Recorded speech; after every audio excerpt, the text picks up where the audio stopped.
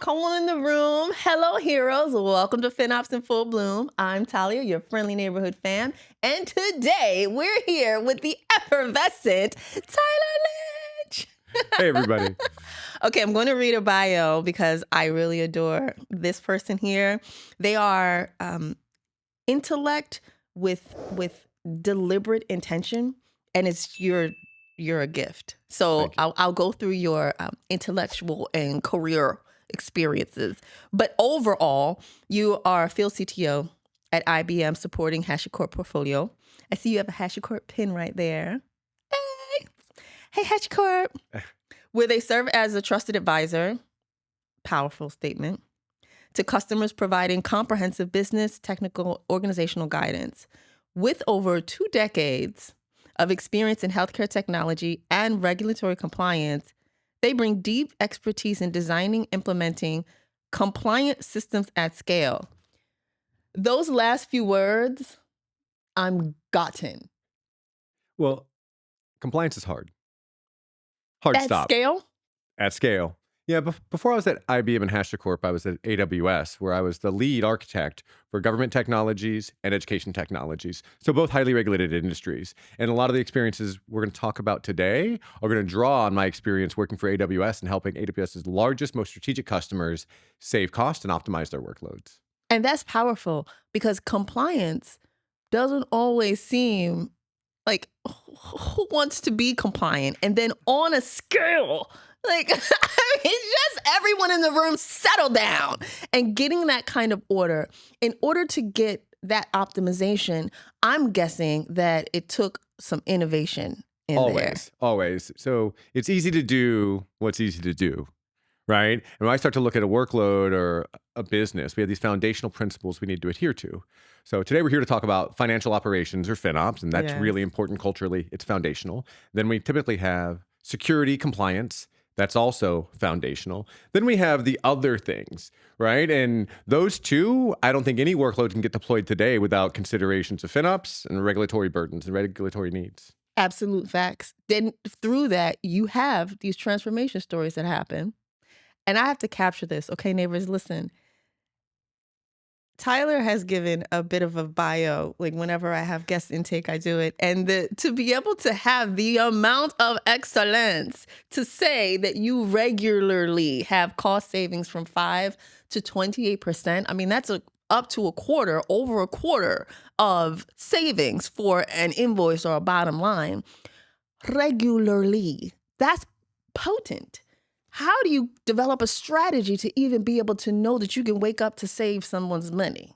Well, it's a forcing function, right? Say more. Right. Well, companies want to save money when they need to save money. And so let's talk about COVID, right? So during COVID, I supported a customer, the world's largest ed tech, and they ran on AWS. Well, when COVID happened, they had a significant amount of students using this video platform, kind of like a Zoom or a Teams, but it was just meant for students. Yeah. And then there was all this Zoom bombing happening, right? Remember Zoom bombs? No. Zoom bombs when like random people would join your Zooms because they didn't have passwords on them and do inappropriate things. Well, they were doing this to students. No. And so this company had a video platform that worked. You couldn't Zoom bomb it. It was all secure. And so I helped to scale that for COVID. Well, what happened was they had usage about here. Then COVID happened. 4,300% increase. 4,300% increase in usage overnight generally. And so like every student in the country of France is on this video platform and President Macron is talking to them. Well, the forcing function became where our bill went from X to X times 50, X times 100, X times 4,300. Mon Dieu. And so the forcing function was, how do we optimize this workload? And this is very CPU intensive workload. This is video transcription. Yes. Right? This is video. I'm taking video in. I'm going to multiplex it back out. I'm going to put it in whatever frame it needs to be for mobile delivery, what have you. This is CPU intensive. It all runs on a server. Well, so we start to look at those workloads. We have this forcing function. Let's help them save money. There's a couple things we look at.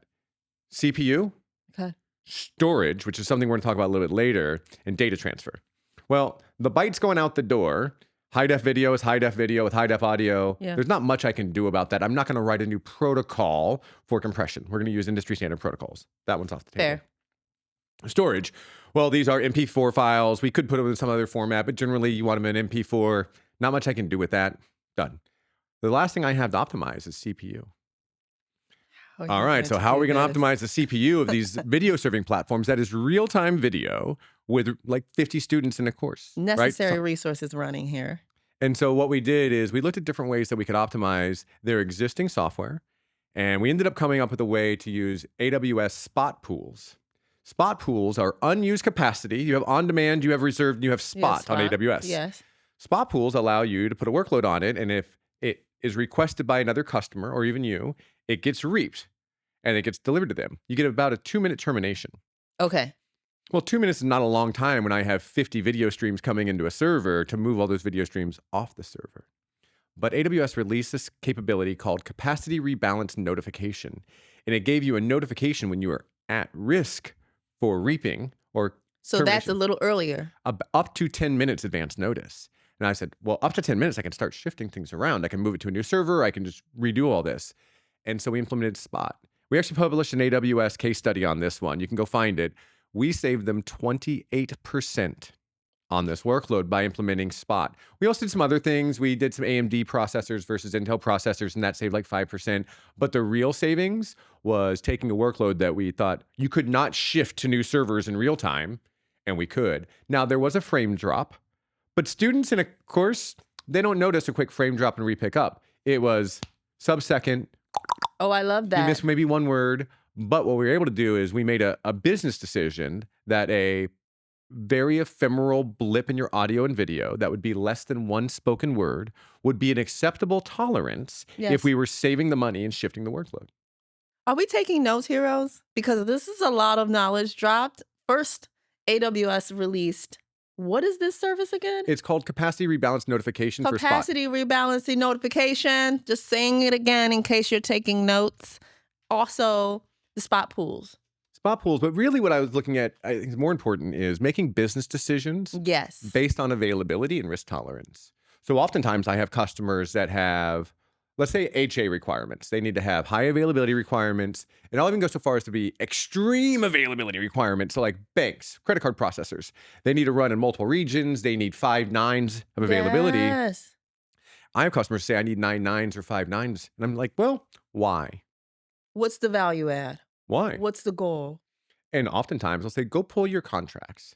Let's map to the contractual obligation you have to your customers. Whether you're a SaaS company or a credit card processor, you typically have some sort of SLA that's stated contractual, and you have to do some sort of true up if you violate that.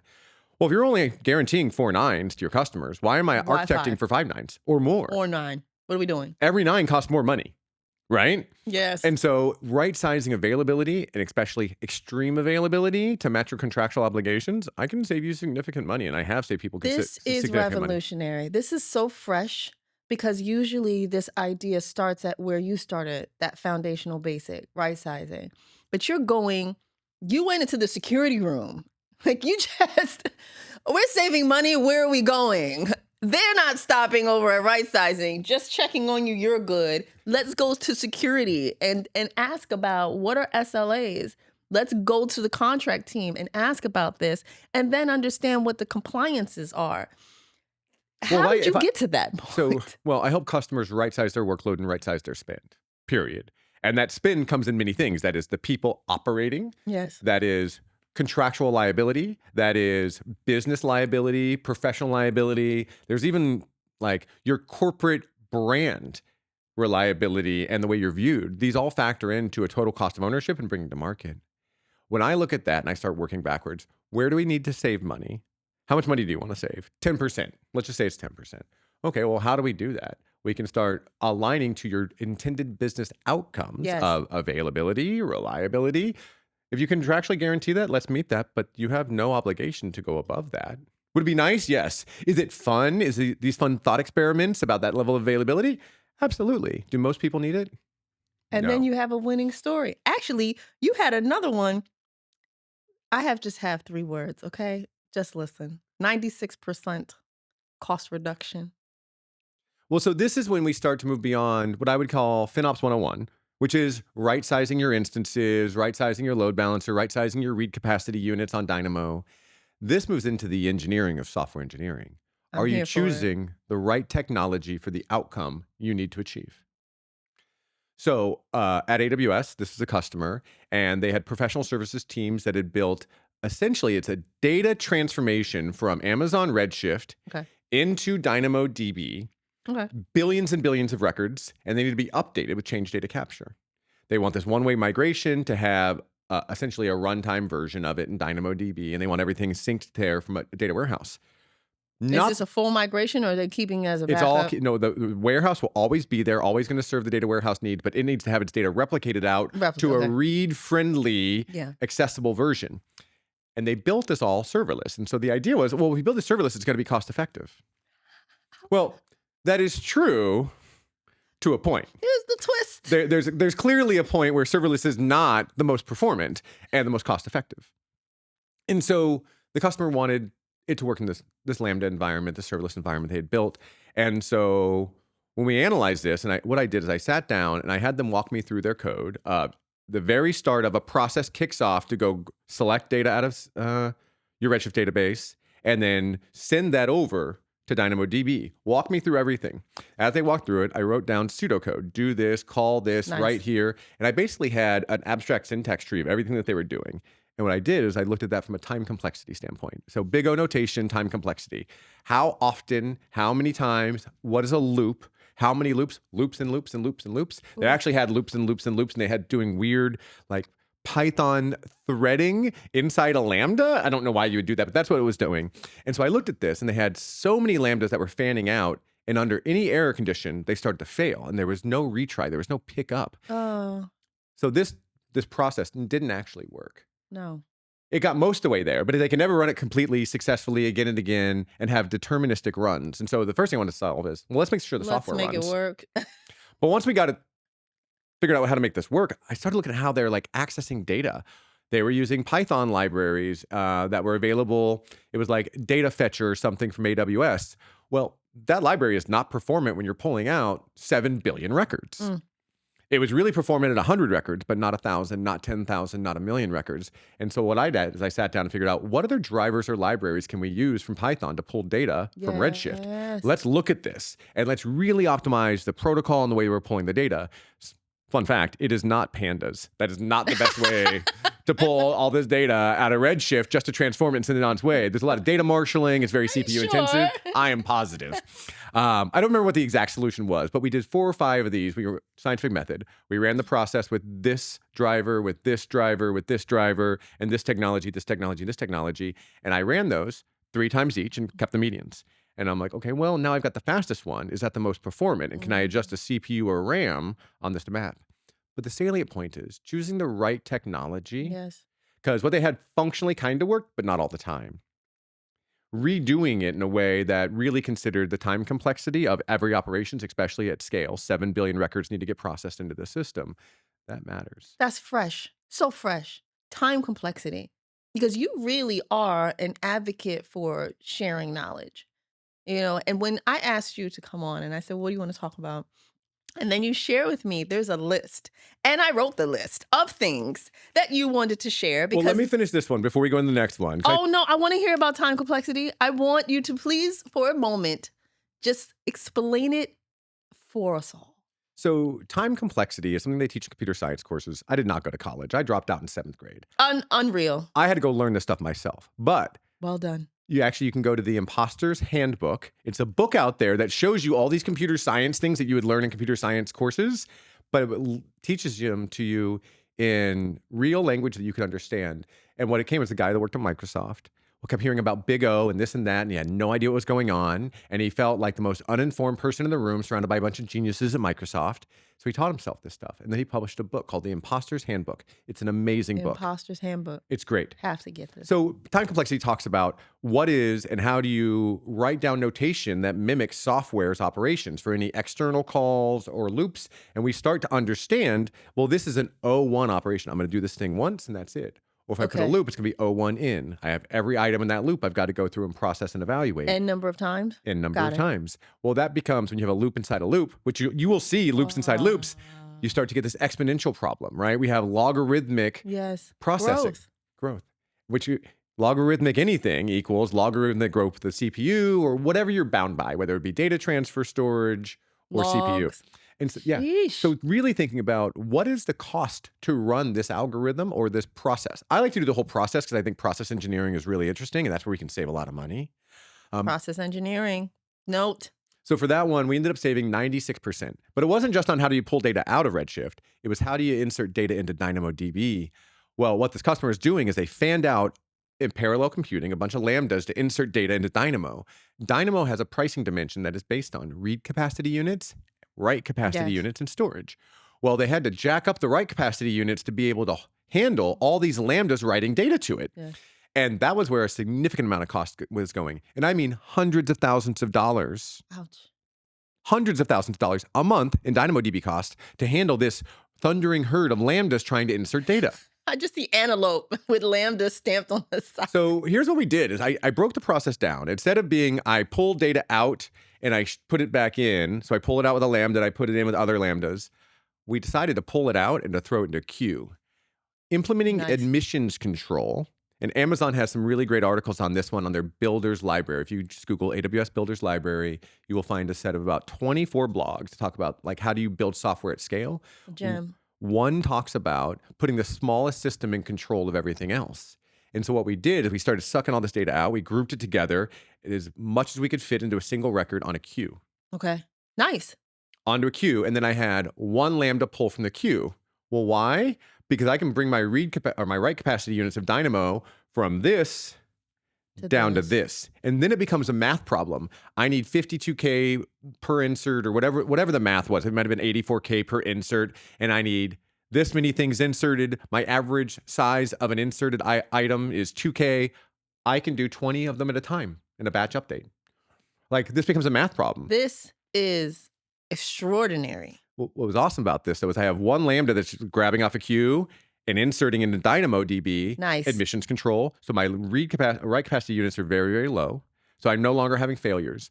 But in the instances when my messages happen to be bigger than the average and I got a rejection, Dynamo said, that's too much data for me to handle. We rejected it. Instead of doing fancy things, all I did was bisect the data set that I was doing a group insert, bisect it in half, and just do two inserts. Send it in. And then I know it's going to pass because my only failure condition, the only possible failure condition is your post is too big. Okay, so that made all this like error logic, conditional logic, we got rid of. There was no error handling. There was one piece of error handling that said, if you got an exception from Dynamo that said my request is too big, just cut the data set in half and do insert, and move on. Send it again. So now I've not only got simpler code to read and maintain, I've got one thing writing the Dynamo, and I can clearly control how fast that thing goes by changing its timeout values and read values. I love this plan. And we saved $300,000 or more. $300,000 on just that change. The end. No, we're not. But that's the end of that particular story. I actually want to move forward to. You had one other note because you've mentioned quite a few of these, but the hidden costs for storage backups. We have a few minutes. We're going to still do hot takes. We'll still do the wrap up. I still want to learn what you're sewing and what you're blooming in. But I'm so curious. You're back up on the costs that you found are already hidden to me. So your version of hidden costs, I must hear. So the hidden costs that often sneak up on you are the ones that aren't giant jumps. So when you have like a bunch of servers that need to get bigger and they fan out or something, you notice that. Like you notice that there's this really abrupt change in your spend or your utilization. These things are easy for humans and for machines to find. Great. What about the things that slowly burn and build up over time? So the one I love to point to people is logs. So CloudWatch log groups in Amazon, by default, don't have an expiration. They're there forever. But you don't see that. All you see is your CloudWatch log bill slowly getting larger. And you think, well, that's normal. I got more people on it. What people don't realize is they're holding those logs forever. And so what I generally say is, hey, for production, you might want to hold logs for up to 30 days. I know some customers just do 7 days because it's just the velocity of logs would be too much. So start putting time to live on your log, whether it be Splunk, CloudWatch, anything.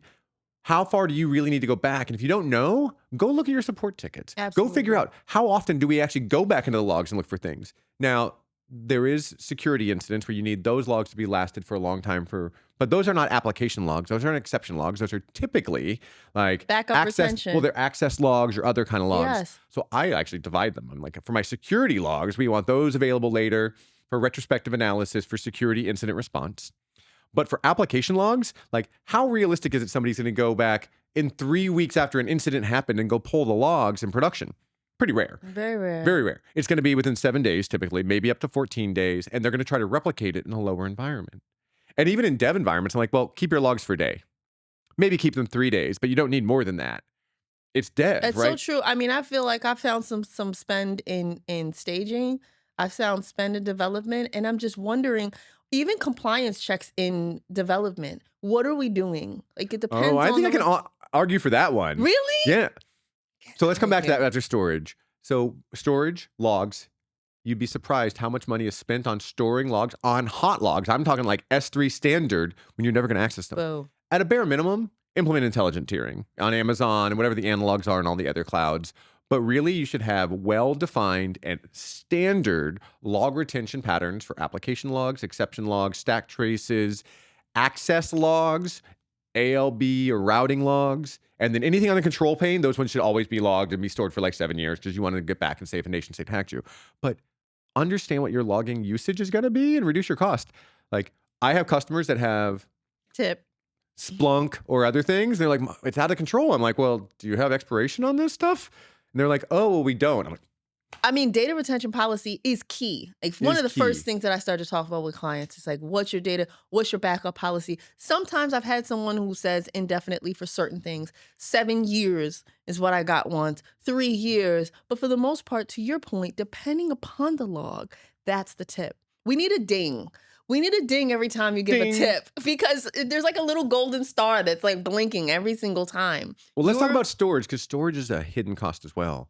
That customer I was talking about that did the video for students. Yes. They had petabytes and petabytes and petabytes. I can't cite the number of petabytes, but I mean multiple petabytes of video data. Petabytes. Many petabytes. I can't count them. I'm just not allowed to. But many petabytes. And they're paying for that storage. And they're paying for that storage to be hot and available for people to watch later for video on demand. Okay, well, that's great. I love that. Students do learn at their own paces in the semester. But it's in the semester. Would they ever need this after the semester ends? Smart question. Well, they might. Well, but do they? Let's go look at the analytics. Has anybody ever looked at a video from a previous semester? The answer was no. No. Not even the instructor, not nobody, right? And I'm like, well, It's the no. if the users aren't demanding this, why aren't we truncating them or moving them off to cold storage? If somebody needs it for regulatory reasons, let's say a student said that maybe an instructor said something inappropriate, a year later, we can go pull that off of cold storage, but we shouldn't keep it on hot storage. And Well the tip here is use the storage medium that aligns to your business usage. And even if you think it's going to be used longer than it is, go challenge it. Challenge it. Do we actually need to do that? Do we have data that tells us we need to keep this stuff hot? Moving it from a hot storage to a cold storage can save you 50% in storage costs. Yes. Like that. And we're getting to that savings by you asking business value. What's the business value of this decision? We should always be aligning the business value. You want to know how you get this stuff prioritized? By business value. There you go. Technical debt I can't get prioritized, I can't get working on. Align it to business value. Align it to business value. You align it to business value, the product owner is going to include it. If we can reduce the product owner's total P&L by 3% or 5%, that story's getting worked. Guaranteed. Okay, so we'll shift to the blooming section. Okay. We're usually asked, what seeds are you planting? What are you nurturing? Where are you blooming? So what seeds are you planting right now? So the seeds I'm planting right now, we're going to announce some of this at HashiCorp this in September. HashiCorp is our annual sales conference where our practitioners and C-levels come to. It is what I'm focusing on a lot and helping customers with is cost management around building, training AI models. Yes. Because it can be expensive, especially if you're doing custom training. And then financial operations and management around runtime of AI. So think AI agents, AI orchestration, even just a chatbot. These things can have costs that are unintended and people don't even know how to model them. So I'm doing a lot right now with helping people understand what is the cost to go train a model or fine tune a model and get a domain specific model for my business that's unique. Okay, let's show you how to do that. And then it's not a one-time operation. You likely will have to keep feeding it new data and retraining it, or you want to do A/B testing. Talking about how do we understand what those costs are? And so I'm helping customers with that. The other thing is the agent orchestration and runtime. Yes. LLMs in general are getting cheaper and cheaper to use, and they're getting better and better. And we know that's going to be, right? Like, That's it's just the the way it's going to nature of, happen. yeah. But as it stands today, if you have millions and millions of users that feel like they can just ask the models anything and do anything with them, Yes. they're going to start to select data out of databases more. They're going to start to hit data sources more. They're going to start to True. runtime more. A bit Why? of a Because bias. they don't need to bother a person to get an answer. They can just ask a machine, and it's so low friction. What we find is that people are using ChatGPT to ask questions they would normally Google. Yes. Well, I saw it yesterday. it's 10 times more expensive to ChatGPT that than it is to Google it, because Google has that right in index. ChatGPT has to go LLMs. That same calculus applies to whatever you're building as an organization, and people feeling super low friction to use it. But how's the business value? Do you feel like you get a better response with Google or Chat? Are they feeling better in the businesses with LLMs? I think it depends on the modality and the question being asked. Okay. But I think a lot of these agents not only are answering questions from their language model, they are now dipping data. They're doing what's called RAG, retrieval augmented generation, and hitting databases. They're calling external services. They're Yes. using MCP. Yeah. These are all IO bound operations, which cost you money. You are paying for network connections. You're paying for CPU. You're paying for databases to be queried. If I got 1,000 people or 1,000,000 people asking questions that are querying databases, it is not just a cost to my agent. That database is now getting hammered, right? The That CPU. CPU is going to go. Yeah, you're right. The thresholds. We all have to of it. consider everything inside the envelope of AI agents. So those are the seeds I'm planting now, is kind of talking to people about, do you understand your true cost to deliver an answer when an answer is X or Y or Z? And how do you model that appropriately? How are you accommodating that? Because this is AI cogs at this point. Yeah. The whole picture. The whole pitch, not just the AI, it's everything the AI interacts with. Yeah, every single part of it. And so even to the supporting resources that it's adjacent to. Yeah. So I'm working with a Fresh, bank right so now fresh. in Mexico, and they were the first one to bring an agent online to help you do things with your account. And so this agent can actually query your account balance. They can send money via Pix, which is Okay. kind of like Yeah, Zelle. yeah. In Like- Brazil, I know that. Yeah. And so they do very interesting things. And I'm like, well, what is your cost of this AI agent tipping your databases and querying your databases? Are people using this more? Are they checking their balance more with your agent chat app than they were on the app? Because now I'm not just paying for pulling it out of a database. I'm pulling a database plus LLM to do some translation and deliver it back. And they were like, oh. And so we started to really map out the value chain and understand, where is your cost? Oh, and by the way, can I offset that? If I know they're going to ask for their balance, can I instead make a SQL query instead of calling an LLM? Because Well now, done. why wouldn't I do that? It's deterministic. It's much less cost to me. Now, I might want an LLM to take the data and massage it to present it back. But instead of a first call, outbound call, another call, I'm only making one LLM call. And I can even use a small language model for that, an SLM, which is much more cost efficient, can even run on device or on your laptop. Now I'm not paying a cloud provider. And so I'm showing them, really thinking about, now we're delivering business value. We know we are from Gen AI. We can prove that. How do we optimize the cost of delivering that value to our customers? Do you sometimes, so that first layer in between the end user, are you proposing open source? I am heterogeneous in nature. So if they've got an LLM provider, an AI provider, or something else that they're using, whether it's IBM Watson X and Watson X Orchestrate or something else, we work with all of that. It is really the understanding of the time complexity involved in every operation taken for each action. And that's what I try to like bring it down to like engineering principles. I absolutely love this, because if you take it to the back, and then really what the AI is touching is more business efficient functions. And then you can still pull your paid SQL infrastructure here right in the front to be able to meet the demand, but you're able to manage costs. You're able to manage costs. Now, it takes intentionality, right? And it takes engineering that not everybody is ready to go take that on, but it's a trade-off. Do we give everything to the LLMs and let them run with it, knowing that there's an inference cost? No. Or do we maybe segment that query and go say, hey, this is deterministic. We go here, we pass it back to the LLM. It really depends on the use cases. So then are you also nurturing that, or is that really the seed? Do you have something different that you're nurturing? There's a lot of things that I work on. In my role at HashiCorp, I'm helping customers solve their biggest problems, right? And every customer we have has unique problems, because I typically deal with the world's largest customers and banks and insurance companies. And so they're very, very unique. I love the AI and understanding AI costs. I think that's relevant for almost any company today. Also, I think that nurturing performance engineering and understanding the time complexity of a workload matters. It does. I mean, you're sharing relevant, real stories. These are real stories that we're getting here. So I hope you're taking copious notes. Where are you blooming? So not related to FinOps. Sure. The thing I'm really interested in right now and that I'm talking a lot about is we have human identities, which we typically call workforce YM, workforce identity access management. That's like how you log on in SSO. Yes. Then you have your consumer identity, which is separate, but it's still humans. Then we have non-human identities, every service or workload or API key or database credential. But with AI agents, we're seeing this is an explosion of identities. Booming. Well, what happens when you have a person like me who's a developer and I need to access a database? Well, I don't use my own account. I go and I pull a database credential that has root Yeah. access. Well, we shouldn't be doing that, number one, You but need it happens all the roles. time. So now understanding the relationship between humans and non-human identities, and when a human is maybe using a non-human identity that they shouldn't be by policy, but they do anyway for ease of access and just like to do their job. Or maybe a bad actor is leveraging these and they Yes. shouldn't be. And so it's an emerging space right now where we have AI and ML that I can actually watch your human identities, non-human identities, the network traffic logs, the cloud logs, and even your IDP logs and start to stitch them together. My team recently showed me a demo of somebody requesting a secret out of HashiCorp Vault, placing it onto a wiki page because that's where they keep all their passwords, right? For the team, this is normal. They keep their service account passwords on a wiki page that's secured to just their team. And then people use it. But now they're reusing and sharing passwords. My team could actually show, hey, Tyler Lynch went and pulled this password. Tyler Lynch put it on a wiki. And then it alerted me in less than a minute What? in real time. Well done. So 80% of attacks today are based on identity. About 80%. We'll say 60 to 80%.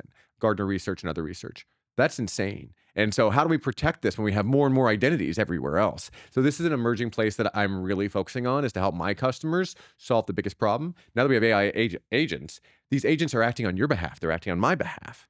How do we know when they're acting rogue or being non-deterministic, or maybe they're Yes. being jailbroken and somebody is using this banking agent to access your account instead of their account?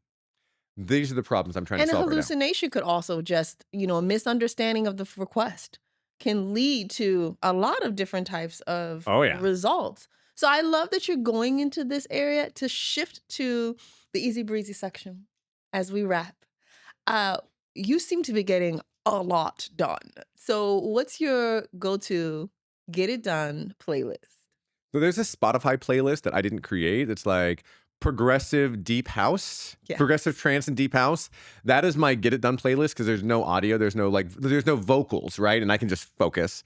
There's also an artist called Rack, R-A-C. R-A-C. And I love everything they do. And Really? I love everything they do. It's like electronica, hop, hip hop mix, kind of a little bit. He's all over the place. He even does gaming soundscapes. I love this. It's amazing. And this is what I use to get work done. I love it. I'm right now into Grover, Washington. I don't know. It reminds me of the Huxtables and when they and then Claire was like on some diet and then Cliff comes out with a cake and she says no and he goes back and he comes back with 2 cakes. It just feels so good for some reason. All of those episodes play in my mind when I listen to Grover, Washington. There's such a visceral experience for me. And it gets me through. It gets me through my get it done moments. Okay. Love it. Last question. When I go, I always do a deep dive into any guest. I mean, you are a gift of a person. Well, we know each other So we also. already, Full yes. disclosure, we've been working together for over a decade. Yes. Wow. Get out. Oh, yeah. Over a decade. I love that. I feel like I want to spend more time with you. Okay. So I was in your LinkedIn and I saw that you gave a message about the US Open. You said, are you watching the US Open on your app? Did you know that it's powered by IBM, Red Hat, and AWS? Yeah. And I thought, that is good to know. And your statement was like such an innovative collaboration. That's where they meet. And I think, wow, at Cloud Zero, we would focus on these collaborations. And so would you be open to an innovative collaboration with Cloud Zero? Well, so HashiCorp in general, we partner with a lot of FinOps tools and others, and we make them a first-class citizen. So from our Yeah. Terraform ecosystem, we can call into a Cloud Zero or something else, Prisma Cloud, Palo Alto, any number of these integrations we have. Why? Because our customers are already using these tool sets for financial operations, for security operations, and we integrate with them. So I would absolutely be open to Cloud Zero talking to our partnership team and exploring, is there something there for what we would call a run task integration or a first party integration? Oh, that sounds Absolutely. beautiful. Yeah. You're actually a Terraform contributor, right? I am a One of the Terraform core. top 10? Not anymore. I used to write a lot more Golang code than I do now. I am still a Terraform core contributor to a lot of the Terraform resources. I still do a lot of that, but it's really for fun times. It's like to clear my head, I go write Golang code or something. Get out. I heart you. I don't do it for customers much anymore. Very rarely. Just meditatively writing code. The code does not like talk back, right? Like the code just works the way I tell it to. And I love that. I just need that sometimes. I need to be able to know that I can do something and it gets done. It's no soft skills, it's just hard skills and it works fine. I love it. Well, you are a plethora of hard and soft skills. I really, really enjoyed. This was so fun for me. I mean, I hope you've had a good time. I did have a great time. Thank you so much for inviting me on. I can't wait to see where this podcast goes and where it grows and where it blooms. And where it blooms. Thank you. Okay, everyone else, thank you so much for your time. Thank you, Tyler, for coming. Let's see where you're blooming. Please like, subscribe, and share. Thank you. See you later, heroes.